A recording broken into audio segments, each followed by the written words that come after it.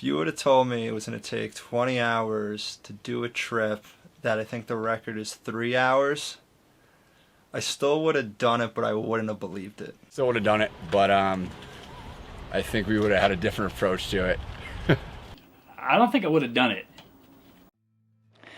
What are we about to go do? Grand Teton.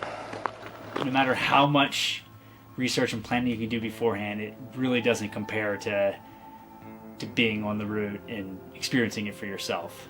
I don't think there was anything above and beyond that we could have had in advance that would have made things easier than what it ended up becoming. To be completely honest, I like their approach in the dark. It kind of desensitized you a little bit, and you didn't really know what was going on. You didn't know what was ahead. We left the cars around 1 a.m., so at first, I'll be honest, I was pretty apprehensive about it. There's a lot that could have gone wrong in the dark, and that was before we even hit any technical sections. So the wait on the way up, it wasn't too bad. If I'm being completely honest, I felt a little bit bad that Mike was carrying the rope the whole way. And on the way back down carrying that rope, I definitely was feeling a little bit more sorry for Mike. The sun finally rose just as we hit the head wall, which was perfect timing because that's when we had to throw crampons on and get our real first taste of mountaineering. There was actually when we met this guy John, who was going to do this route by himself. He seemed pretty knowledgeable and pretty experienced, and we ran into him later on in the day.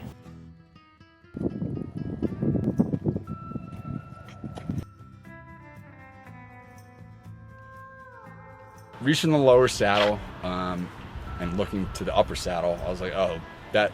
I actually think I told Zach an hour to the upper saddle. It looked pretty cruiser. Hate that word now, but yeah, 6 hours later we finally got there. So. And that was the start of our horrible guesstimations of when we thought we would actually reach the places we expected.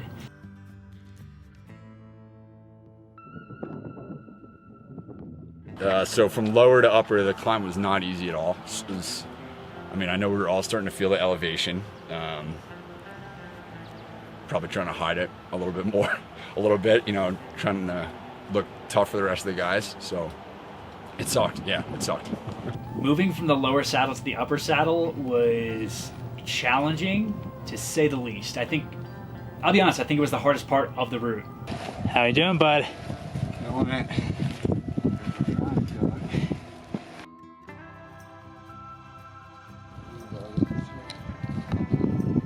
No, I didn't think we were over our heads when we started hitting the rime. Some of these scrambles that you had to do moving up to the upper saddle, and it was just bulletproof ice that was going to be there all year round. That was still not even considered the technical climbing portion, so it was a shock to the system for sure.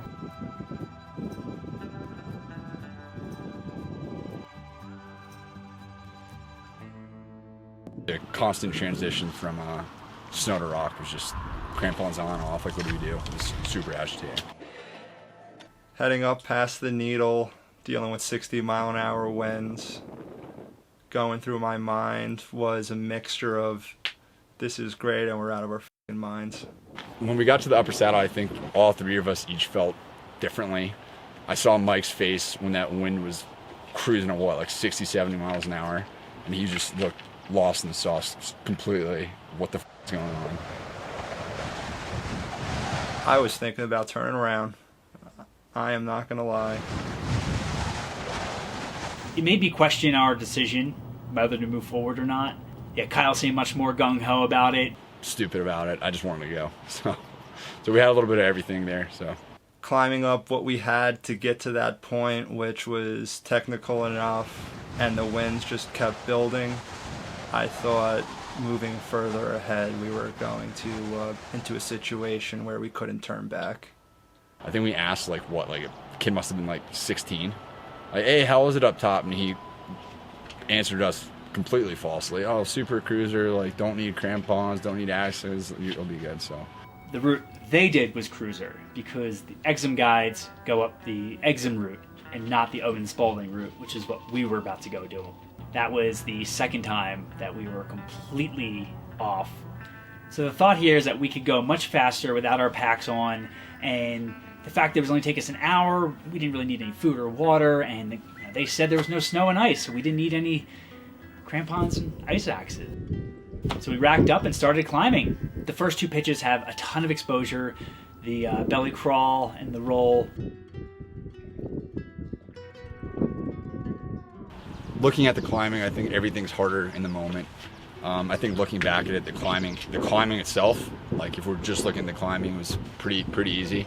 But I mean, you have 2,000 feet of exposure. It's icy. Like you're super exhausted. So Zach leading all of the pitches. I've led like 3/4 of one for you. Yeah, it was easy climbing, but it definitely like got to your head. Trying to navigate the chimneys without 100% certainty that your foot on this block of ice is going to hold, not slip off, was terrifying. But because the stakes were so high and I was leading most of the pitches, I just quickly got into like a flow state where falling really wasn't an option. And I knew with Kyle and Belay, I felt comfortable making these moves, and he would do his best to catch me if I needed it. Other than the exposure, the climbs weren't terribly technical. The route is like rated 5.4, so really easy. But once we started hitting the chimneys, it was exponentially more difficult. Sure, without the packs, it did make climbing a chimney much easier, but we didn't have crampons, we didn't have ice axes, and all of the chimneys, and the route for that matter, were filled in with snow and ice. It was difficult. This whole time, we were in the shade. Every belay was miserable, and we were just shivering and just kind of waiting for your turn to climb, and it was a struggle. At that point, I was beyond the pain and any sort of questioning our tactics. It was just move forward, and to stop from crying, all you got to do is laugh.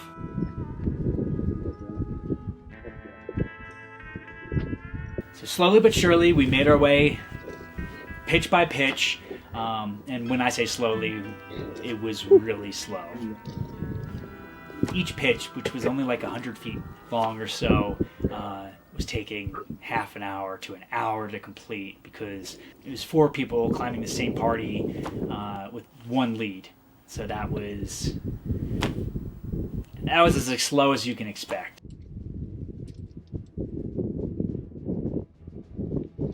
Then, to add to our already challenged pace, John, the guy we had met earlier in the day, asked us if he could tie into the end of our party because the conditions were a little sketchy and he didn't feel comfortable soloing them. So we said yes, and I think that was a mistake. Number 4.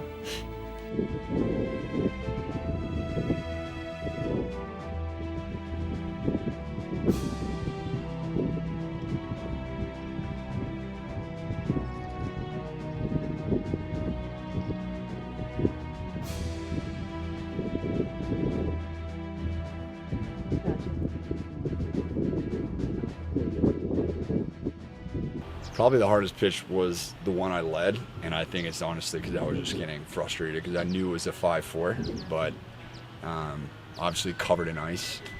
I was like, oh, well, I thought we could free solo it as well, go a little faster, and thankfully we didn't. So watching John free solo up that pitch and him just struggling. That would have been a big mistake, having all 3 of us try to go up there solo.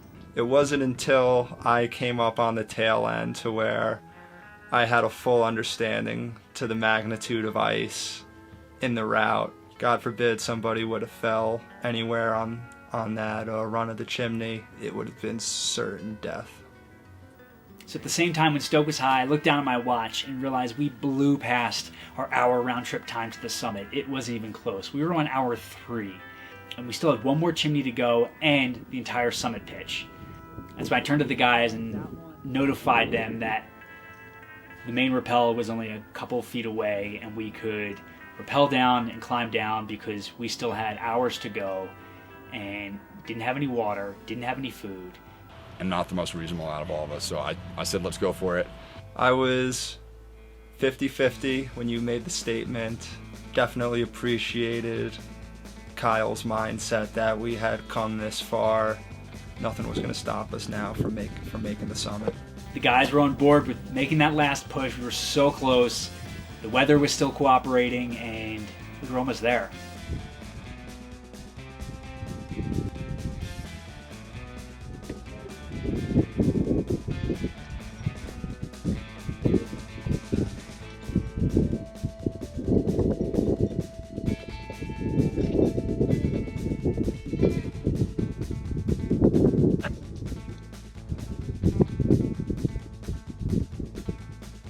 So after the sergeant's chimney, we all got up there, and at that point it was a lot of snow travel to the summit, and we did this as carefully as we could. None of us had any ice axes, no water, no food, went bare minimal. So much longer than we thought it was going to be. So when we did that last pitch, I was like, oh, there's going to be more. There's got to be more. So last few steps, kind of realizing it was the end was definitely relieving, and we spent like 30 seconds up there. The sun had softened up the snow, and we were able to really put a good boot pack in and take those last steps to the summit and finally reach our objective. Where are we at, boys? Grand Teton, bros. So after spending a short while up on the summit, kind of living in the moment, we realized we had to get back down. We were only halfway. We were able to push through, however, it was a poor decision not to bring at least a minimal amount of water and food in case something got hairy up there. Not bringing packs, I think, was a good idea. I couldn't imagine slipping through some of those chimneys. I had a hard enough of a time doing it just myself, but we didn't drink water for probably like 6 hours. But from there, we still had another, 6,000 feet to descend, and our legs were getting heavy. We were getting tired, but the hard part was over. Or so we thought, I guess. Said we're almost home, and that once we make it down to the lower saddle, it's just easy cruising. Was that the truth? For some of us it was, Sure. others not. So coming down from the lower saddle, the three of us threw on our crampons.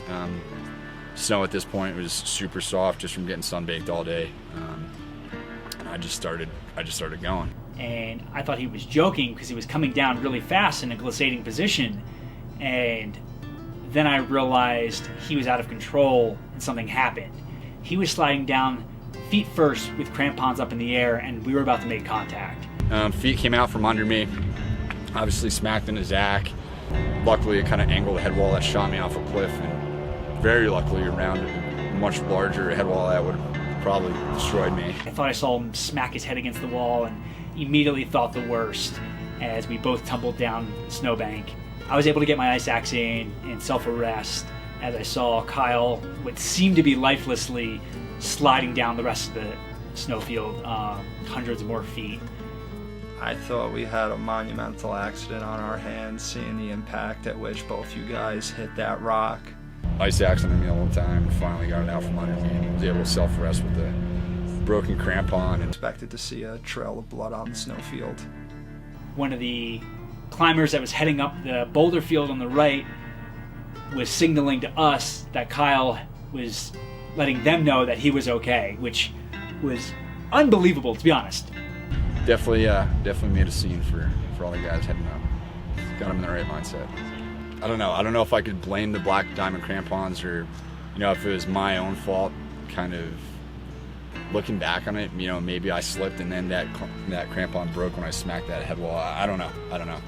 But from that point on, we were able to make our way down to the hiking path, and that's when we felt like everything was, we were out of the woods and we were back to safety.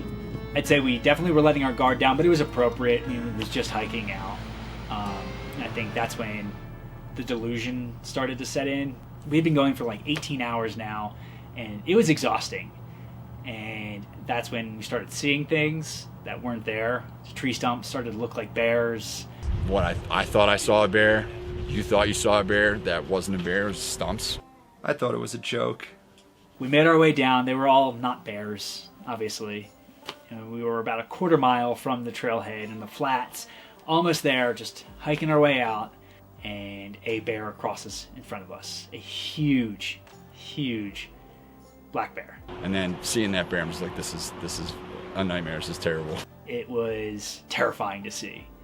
And when you're questioning if you're sanity and you're delusional. Can't believe that after all of this is how the day is going to end. It was close enough that about 20 feet, I'd say, to where I said, oh shit.